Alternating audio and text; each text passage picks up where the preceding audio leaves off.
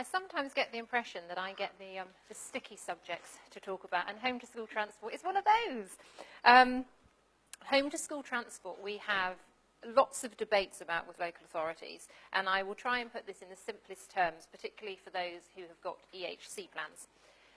Essentially, the law requires local authorities to arrange free, suitable home to school transport. That bit, straightforward. For children of compulsory school age, so that's up to the age of 16, I'll deal with post-16 in a moment, who are, the term is eligible, to their nearest suitable school, and the school has to be a qualifying school. So the two terms that need to apply are eligible and qualifying. So, to be an eligible child, you have to meet certain criteria, and having a special educational needs or a disability is one of those criteria. The other criteria apply down here, statutory walking distance. So if your nearest, and that's the other emphasis here at the moment, is the nearest school is above statutory walking distance, so primary age 2 miles, secondary age 3 miles, you would also be eligible for free suitable home to school transport. If there's an unsafe route to school, so the walking route may be underneath the statutory walking distance, but you, for example, have to walk along a dual carriageway, there aren't pathways, something like that, or low-income families of which local authorities operate a criteria threshold, and you have to give them information. Where it becomes very interesting and relevant to EHC plans is when you come to name the school in Section I that Beverley was talking about. So there's this issue that you have your parental preference to name a particular school, and the local authority may or may not agree with it. And when they are talking about their costs, they will take into account any transport costs, so that if you as parents are saying you want the school that's 25 miles down the road, and the local authority is suggesting 2 miles down the road, your nearest school, then the local authority will take into account the transport costs when looking at your placement.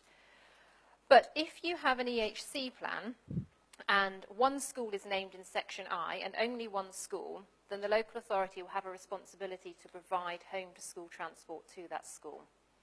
So that school in Section I becomes a qualifying school, and as a child who has special educational needs and or a disability, you have an eligible child.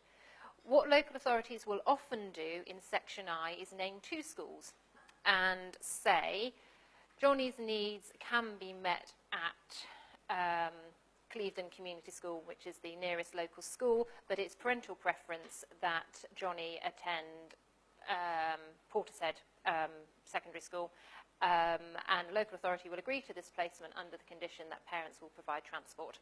So you have this little caveat that local authorities put in so that you get your school placement, but you have to provide the transport. So that's one way that they do it.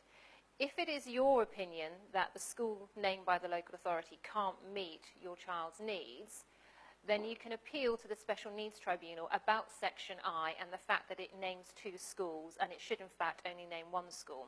That the school it should name is the school that you have put forward, which is the only school that's suitable to meet the needs.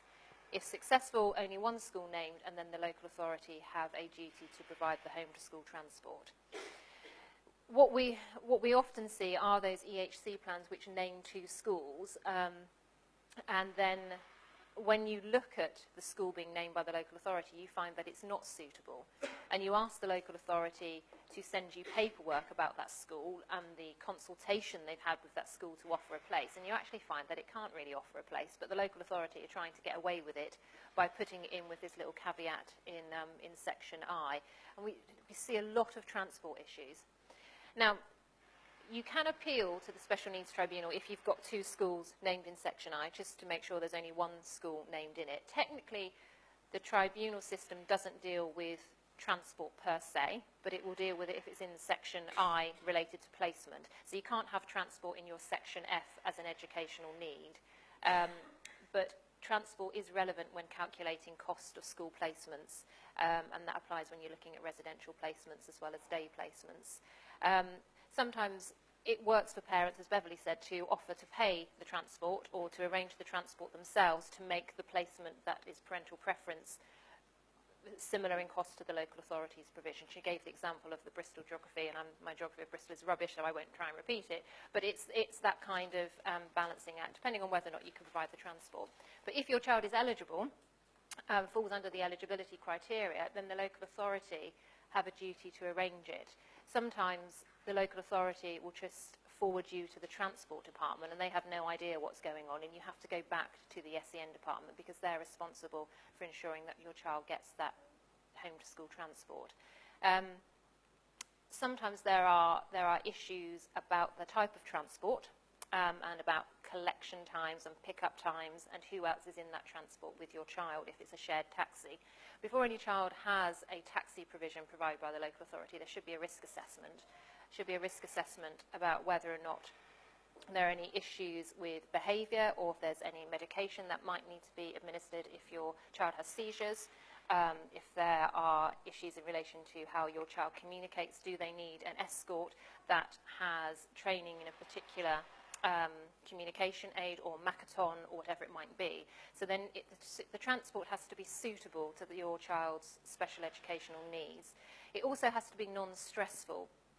There was a case many years ago which determined that transport should be non-stressful, and this was about the length of a journey to and from the school. It's now been used sort of like a guideline for local authorities and for parents, which is generally you wouldn't expect your child to be travelling for more than an hour and a half, which to me still sounds like quite each way. Because some local authorities will try to put as many children in as possible in a taxi or a minibus, and if you're the 6:15 collection time and you get to school at 8:30, you've been on that bus for a very long time. But you have to remind the local authorities that it has to be non-stressful and that it has to be suitable. So if your child does have difficulties with sitting for long periods of time because of issues with low tone or mobility of joints or needs more movement, you need to look at that particular taxi provision. You need to look at the suitability of the route. There are lots of children who actually need an individual taxi, so they're not being placed with other children. And sometimes, rather than a taxi provision, local authorities will say to parents, rather than a taxi, would you like to do the journey and we will pay you a mileage fee? Some parents like to do that, prefer to do that, but it has to be with your agreement. Some local authorities will suggest to parents that that is suitable home to school transport that they're arranging by providing you with a mileage. Lots of parents can't do that, and it can't be imposed on parents. It has to be with the parents' agreement. Yeah.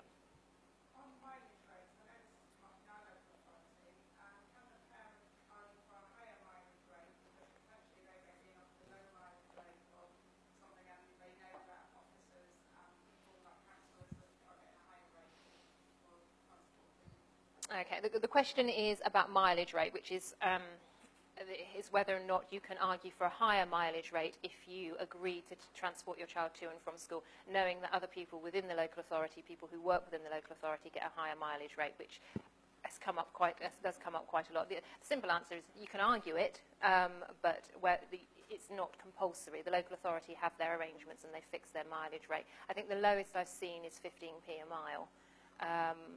Lots of parents then don't want to do that. Other parents have other commitments, and sometimes there's issues with the separation between getting out of the parents' car at school, and so that's not suitable either. So it has to be suitable. You don't have to do it. You can argue it. I think I have seen a parent successfully argue it because he said that he was going to take it to the local press. But yeah. Mm-hmm.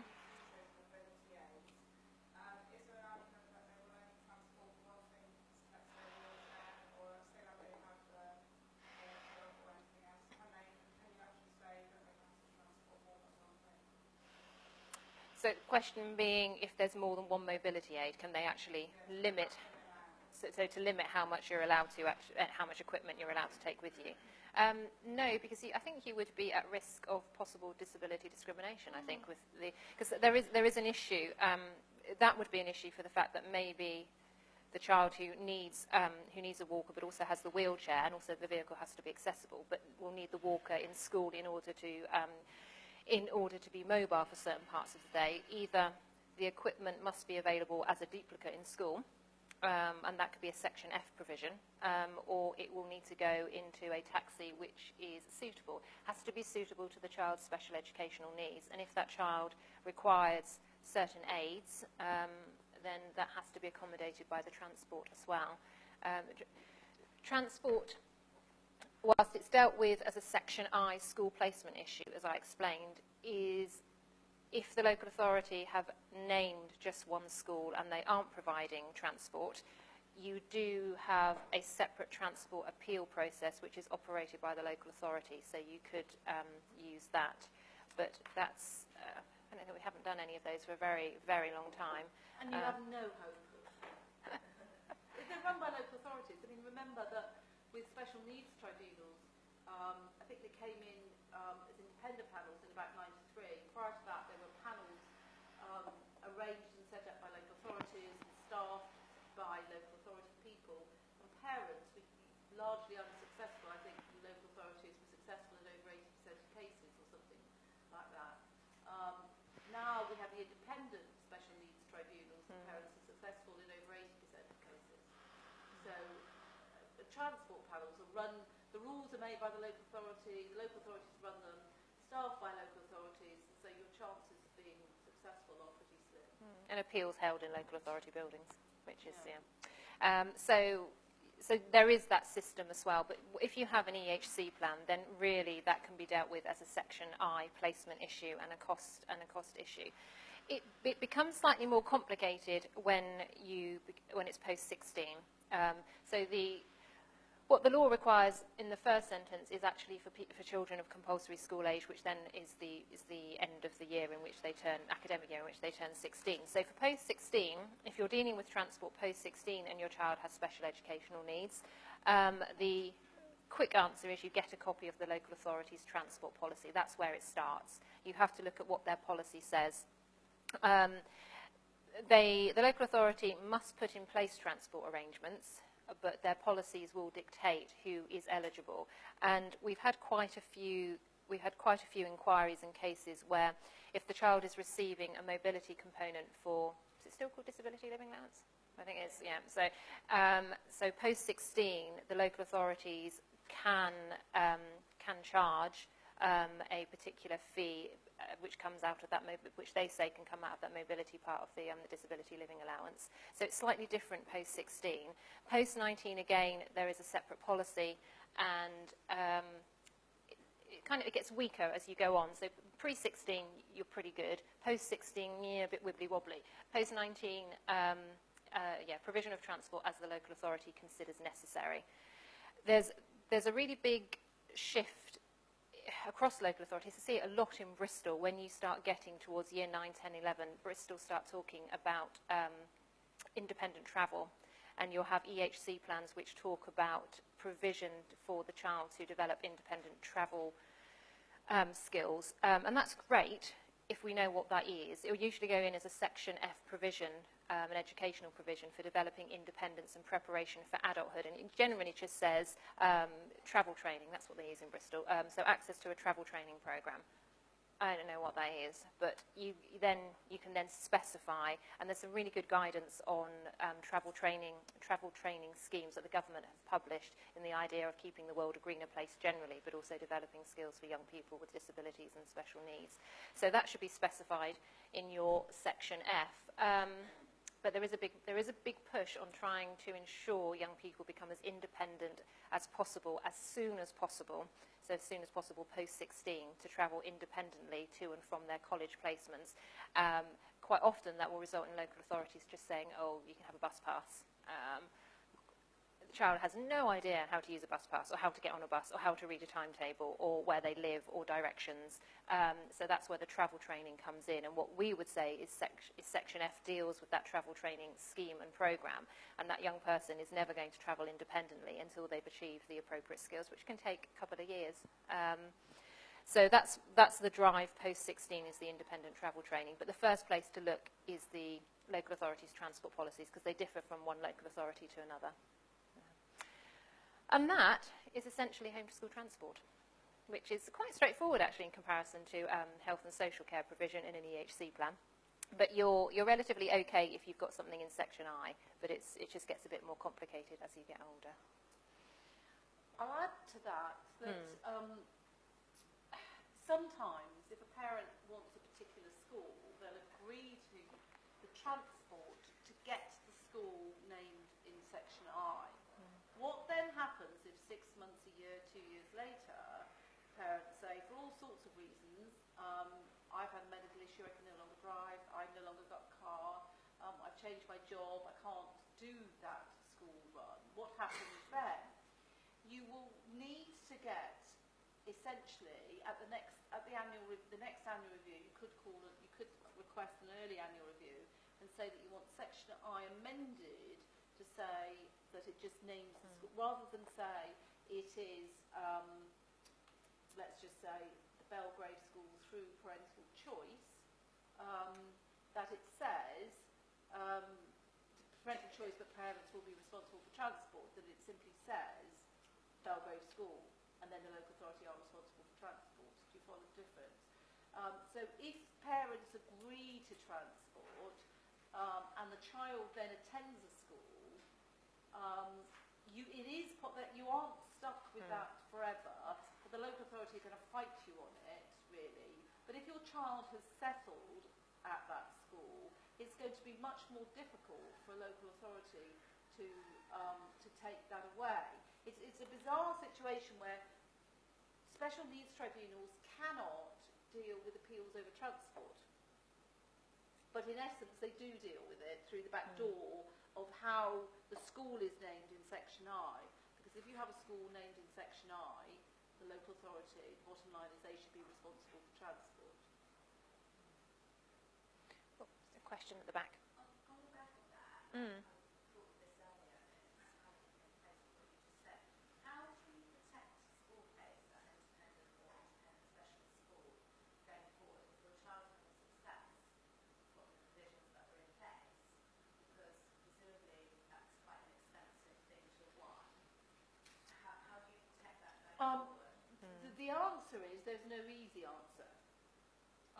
If you have a specialist placement and at an annual review, it could be open to a local authority to say, actually, Jemima has made such fantastic progress at the school, she no longer needs this specialist provision. That is always a possibility if you've got specialist independent schools that are expensive.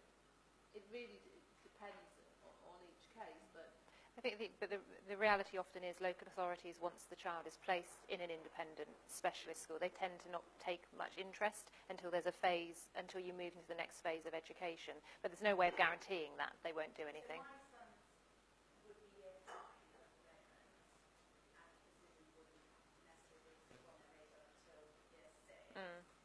Potentially, if he was placed for the next school year, Yeah. then they could straight away start to argue that separately, could they? Yeah. yes. Yes. Yeah. Yes, I mean, there was one case that we did deal with where we got a specialist independent school quite some distance from the home, so transport was phenomenal. Transport was almost as much as the school place, and I think the child went there in the end of year 5, something like that, or sometime in year 5.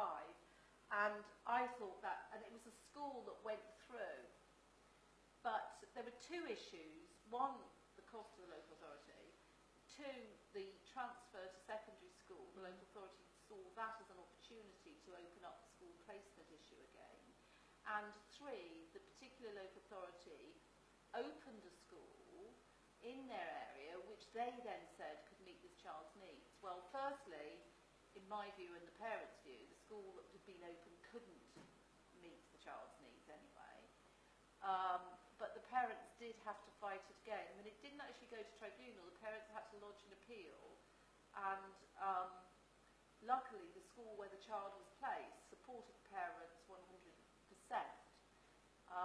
And said that to move this child now would be hugely damaging because this child had earlier a difficult education and been disrupted because he'd been placed in inappropriate placements, and therefore it continued. But there is always the possibility at an annual review that a local authority could say, actually, either we now believe that we have a school that's more local, cheaper, and can meet this child's needs, and this child should move. Have I got an advantage? My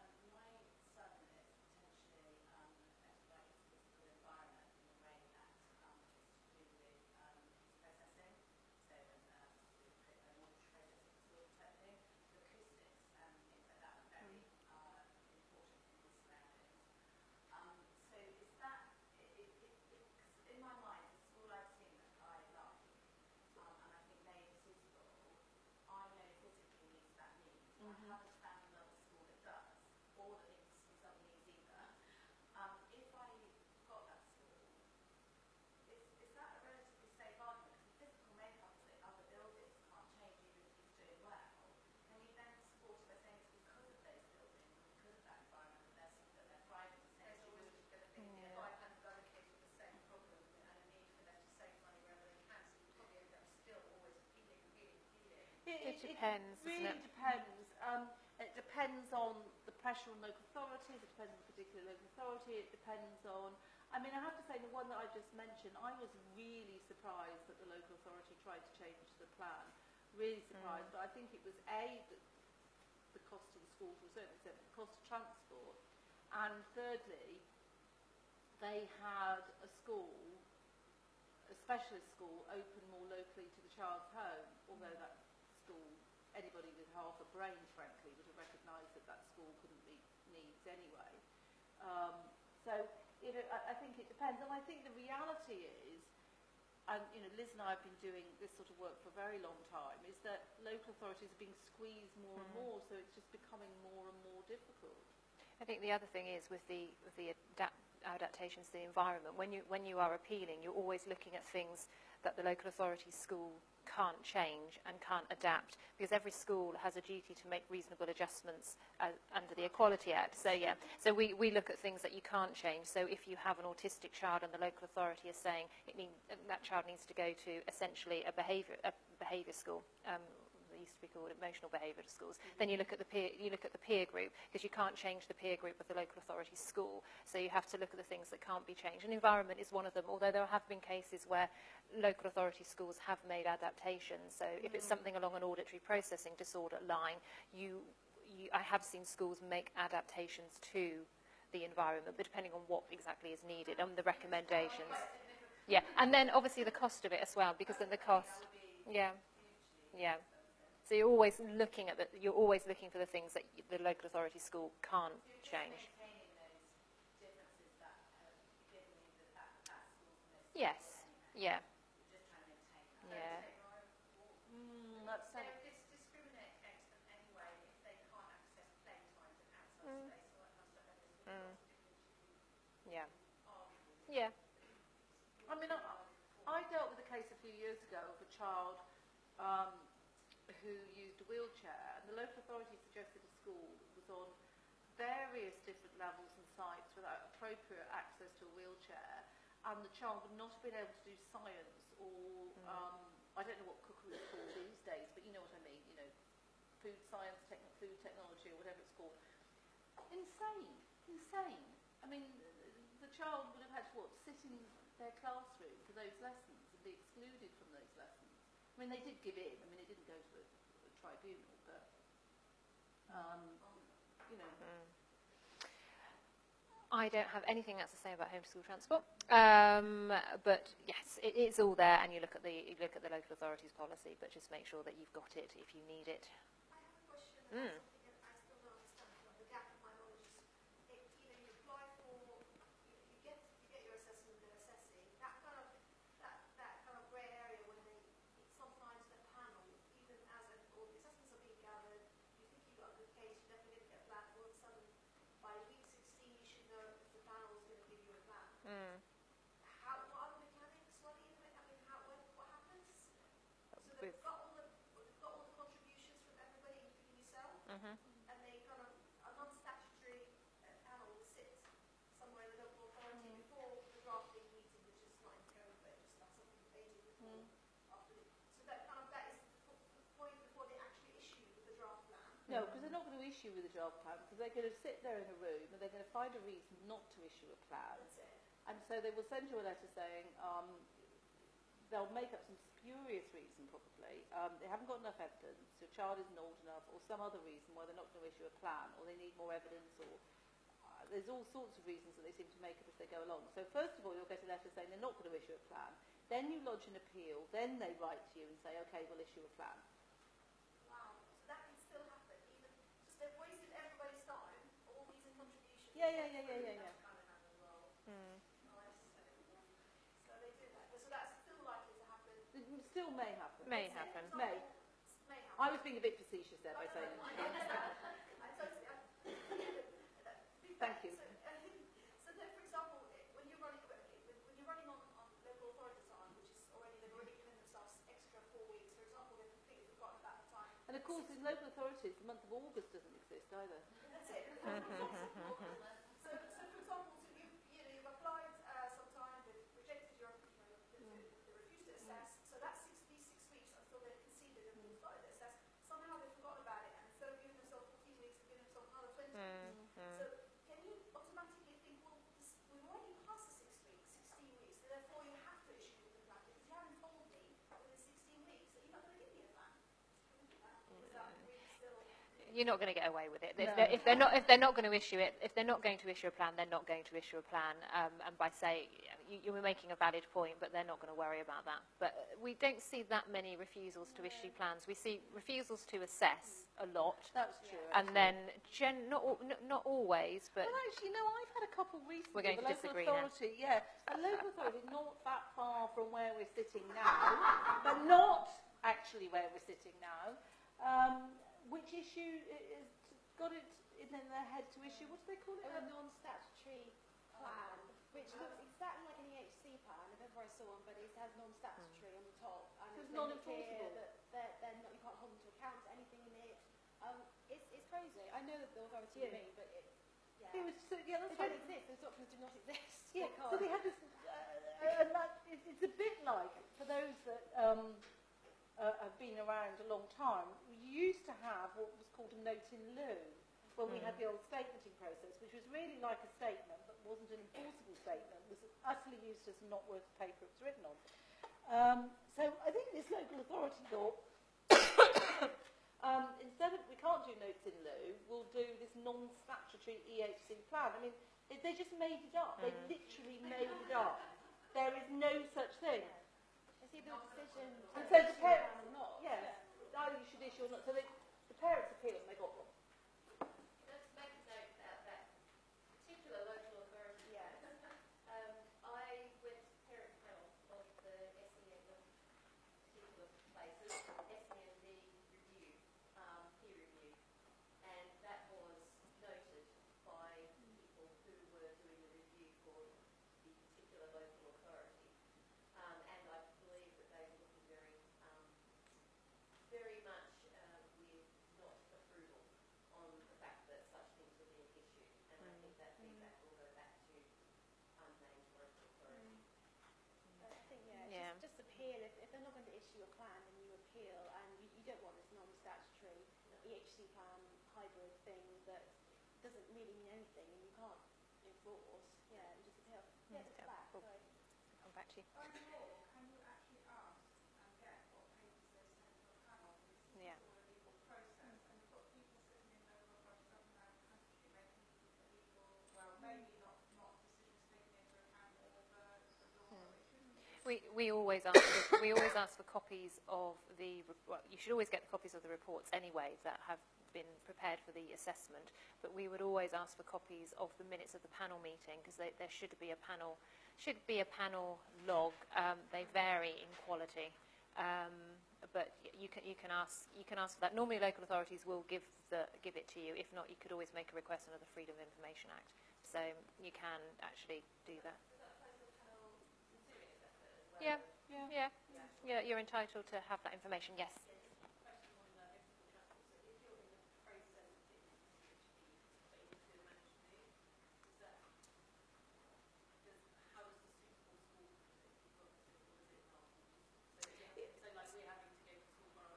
Then you should, Yeah, they 'cause should it's a provide crew. transport. Because yeah, if you're because you're it's a PRU, isn't it? It's, We're in Charlton. South Gloucester, Watkins Oh, okay. Bristol, Oh, okay. Yeah. but the stuff is really kicking off the ground ways. And you're clear part-time hours. Mm. Well, yeah. If it's the nearest suitable school, then the Yeah, yeah. yeah, Yeah. yeah. Yeah. Yeah, you should get transport. Mm. Are there any other questions? We have about 2 minutes to 3 o'clock and we'll be finishing on time. Yes. I don't understand waking day terminology, so I had to look into that. Is a longer than after 3 o'clock day and equivalent to residential? Is that always the same thing? Is the child that's deemed to be needing education up to 3 p.m. deemed to be a residential? No. No. There's a difference. There's two things there, not one. Are you asking what's the waking day mean? Yeah, Yeah. I get a bit lost because I don't understand Yeah. what that is. Waking day, which is a term the tribunal are trying to get rid of because they don't like it. I'm not sure what they're going to come up with instead. But waking day essentially means, does your child have educational needs that go beyond normal school hours that require educational programs to be delivered that cannot be delivered by other agencies unless they stay in school? So that's a really long-winded way of saying it, isn't it? So essentially, if you have a child who has a diagnosis of autism, and let's say they need to develop social communication skills or life skills, whatever it might be, and it's generally accepted by local authorities that those needs exist after 3 o'clock. They don't just cut off, and that it's an educational need because it's communication. Then you would look at whether or not those needs, if they're educational, whether or not they could be met by any other kind of package of support. Is there a social care package in place which could meet those needs? There might be. Is there a health package which might address those needs? If there isn't, and those needs can't be met through programs outside of those school hours by other agencies, that's when you look at waking day curriculums in a residential setting. It's a difficult one to argue. But it's always in a residential setting. Yeah. Because their staff are Yes. there. But it Yeah. doesn't mean a child in a residential Yes. placement, they still come home. No. No. No. So that's Well, different. So that's Yeah. Well, if you're looking at residential placements, you can have them Monday to Friday. You can argue for a residential placement because there is nowhere nearer to where you live that is suitable to meet the child's needs. So you might get a residential placement on the basis that it would be too onerous for the child to travel to and from every day. But if you're looking for a waking day curriculum, it's often with children with significant needs. Then usually it could be a 52-week placement, and that doesn't mean the child never comes home. The child could come home once a month, but you've always got the fallback that if the child has difficulties whilst at home, or you feel that the child needs to go back to school, you've got a 52-week placement. You might have a 50-week placement. You might sometimes have a 32-week residential placement, or you might have Monday to Friday.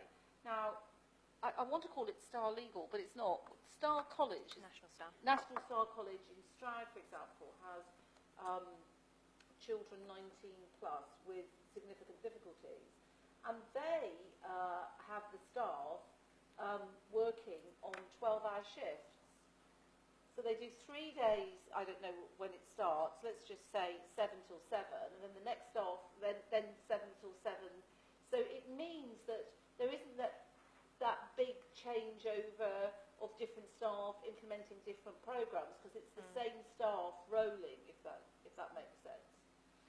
And some residential schools or colleges operate that way, so that everybody who is working with that child is singing from the same hymn sheet, they're implementing the same programs, there is consistency across the waking day. Just on a mainstream school question, there's lots of after-school clubs for children and everything. Is that something that can be argued for in special educational provision? Very difficult is the answer to that, very difficult. And one of the issues that comes up sometimes is that if your child is at the school a long way from home, or a distance from home for which transport is provided, can that transport be varied so that they can go to an after-school club once a week? The general rule is no, but you can sometimes persuade local authorities. It's quite difficult. If you could get into Section F, that part of their educational need is to go to the pottery class on a Wednesday after school, you might be able to persuade them to delay the transport, but it's quite difficult because often the transport is also shared as well. So Is transport all or nothing now? So a parent might say, well, I will take the local authority transport before we've got that one day I will transport myself. Can you negotiate? Yeah. you might, you could do that. Yeah. You could do that. That'd be a way around it. Yeah. Yeah. Depending on where you're at, a case I dealt with a while ago was for quite an expensive residential school the other side of the Severn Bridge. And we got down to the local authority would pay the school fees, the local authority would do half the transport. So in the end, I think we got them to pay to take them to Wales, and we had the free journey back. So the parents collected every day, just because the local authority, the cost of transporting from this side of the bridge to the other and back was quite expensive, and it was quite an expensive school as well. So sometimes that can be, if you're in a position to be able to do some of the transport, that can be a way round. So you could argue that one of the child might need on the social care provision bit of it, that they need a one, they need physical assistance at the after school hours, that would have to come from the social care. So. Yes. Yeah. Yeah. If the one thing I think we didn't emphasise, if you have the child having LSA support, your plan must say how many hours a week. Needs to be absolutely clear, specified, quantified in that plan, how many LSA hours. Can you also ask that they have specific training? Yeah. Yeah. Yeah. Okay, if there's no more questions, thank you. I hope